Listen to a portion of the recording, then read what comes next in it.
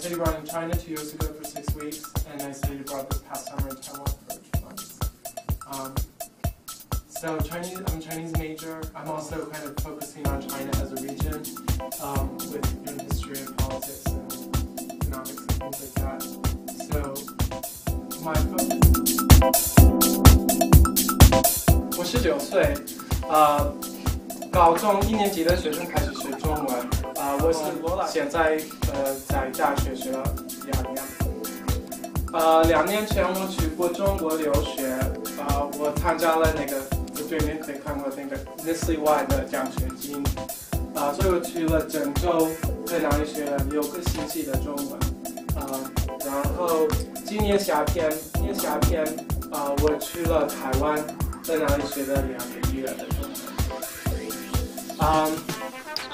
所以我明年，所以如果你们想问我一些问题，可以回答你们的问题，可以跟你说我留学的经验，或者大学学中文的一些。Something about Henan and Henan's like the butt of a lot of Chinese jokes. But the people there are like very down to earth. Henan is like a agricultural base, like all kinds of agriculture textiles all come down from Henan. So it's like kind of the seat of middle China, but it's you can use as an adjective, like to say that somebody is very down to earth and like rusticated, and that was very Henan. Like, I don't know, it's really hard. I mean, it's just tedious. The Chinese is tedious at times, especially with all the characters and putting things together. I always felt though that the rewards that I got from knowing Chinese were worth it in the end. I don't know. As far as memorizing characters, memorizing these kind of patterns always helps. And like this is a measure word for a car. So like shell it out.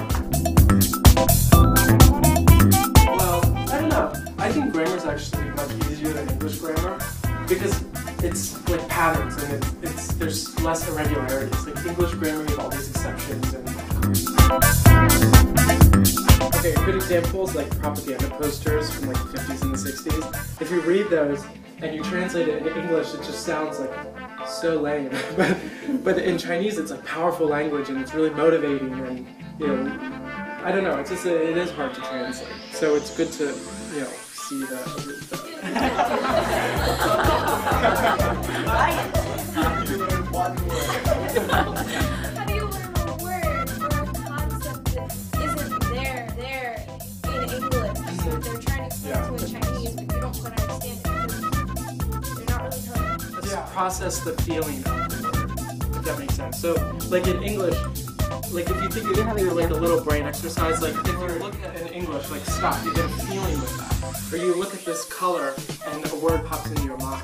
You kind of have to train your brain to do the same thing but with the Chinese words. So like, but I mean you can always try and replicate that as much as possible with if parents, or friends speak Chinese and just kind of using those resources and speaking like what you speak on the street every day with friends, and Shumianyu is like written language. And there's different usages, like different ways to say different things based on who you're talking to or like the formality of the situation.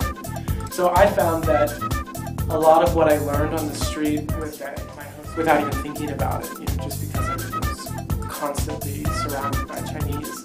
And that's something that's difficult to replicate in a classroom or in the States. Interested in it, that's it sometimes, but like I always put kind of AP level work into Chinese, and it's almost needed just because it's such a difficult language. It can be tedious at times, and sometimes hard to find the motivation. But I think putting all that work into it, making learning the sentence structures, learning the characters, when you can put that all together in the end, and you're speaking Chinese, it's just the reward. It's hard. It is hard to be motivated at times. Like there were points where I just kind of wanted to give up, and where I just couldn't stay in Chinese anymore. And I think when it comes to that, you have to just put it aside for a minute and kind of do something else, or allow yourself time to not think about Chinese if that's what you need to do, in order to come back to it later. So it's grass, mud, horse. Right. So, but if you change the tones, of course, the writing is completely different.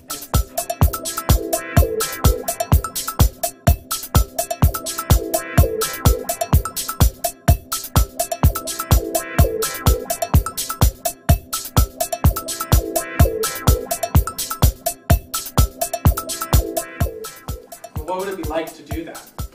What would it be like to just have a conversation and only use Chinese and not even think about it? Better than him, yeah. And then now I can sit and have that same conversation with Helijian. Now I'm thinking, well, what would it be like to be in China and working? And I have friends who do that, and it's like, okay.